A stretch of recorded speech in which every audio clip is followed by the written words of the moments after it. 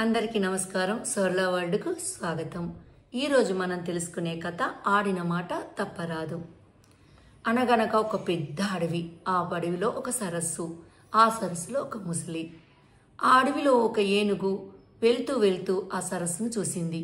ఆ సరస్సులో నీళ్లను చూసి చల్లగా ఆ నీళ్లలోకి దిగింది. తొండంతో శరీరం అంతా తడుపుకుంటుంది. కొంచెం దాహం వేసింది, వాటర్ తాగింది. కానీ ఒక కోరిక తర్వాత ఒక కోరిక పుడుతుంది కదా. నీళ్లు తాగిన తర్వాత ఆ సరస్సులో స్నానం చేయాలనిపించింది.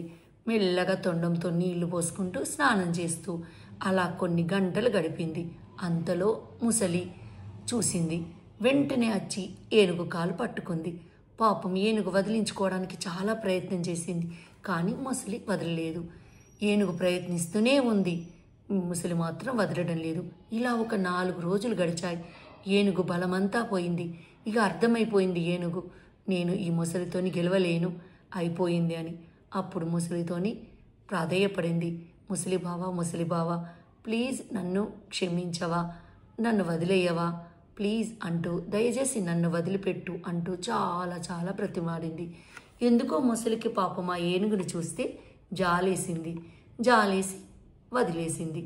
ఏనుగు సంతోషంగా ముసలికి కృతజ్ఞతలు చెప్పి పాపం అక్కడి నుంచి వెళ్ళిపోయింది. వెళ్ళిపోతూ ముసలి బావ, ఎప్పుడు నీకు ఏ అవసరం పడ్డా నేను తప్పకుండా నీకు సహాయం చేస్తాను అని చెప్పి వెళ్ళింది. ఇలా కొంతకాలం గడిచింది. ఎండాకాలం వచ్చి ఒకసారి సరస్సులో నీళ్ళన్నీ అయిపోయాయి. పాపం ముసలికి నీళ్లు లేక చావు బతుకుల్లో కొట్టుకుంటూ ఉంది. అప్పుడు దూరం నుంచి ఏనుగు వస్తూ కనబడింది. ఏనుగును చూడగానే ముసలికి చాలా సంతోషం వేసింది. ఏనుగుతోని, నాకు నీళ్ళన్నీ ఇనికిపోయి నేను చాలా కష్టాలలో ఉన్నాను, నాకు సహాయం చేయవా అంది. అప్పుడు ఏనుగు, నేను ఆడిన మాట తప్పను, నీ పరిస్థితి తెలిసే నిన్ను కాపాడడానికే నేను వచ్చాను. ఈ సరస్సు నుంచి నిన్ను దూరంగా నీళ్లు బాగా ఉన్న జలాశయంలోకి వదులుదామనే వచ్చాను అని చెప్పింది ఏనుగు.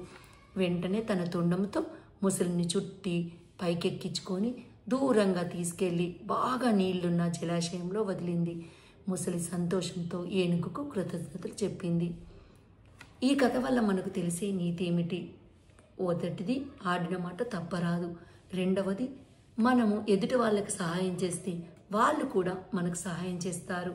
కాబట్టి ఎప్పుడు మనం ఎదుటి వాళ్లకు సహాయం చేయాలి అన్నది మనం తెలుసుకోవాలి. ఈ వీడియో మీకు నచ్చినట్టయితే లైక్ చేయండి, కామెంట్ చేయండి, సబ్స్క్రైబ్ చేయండి.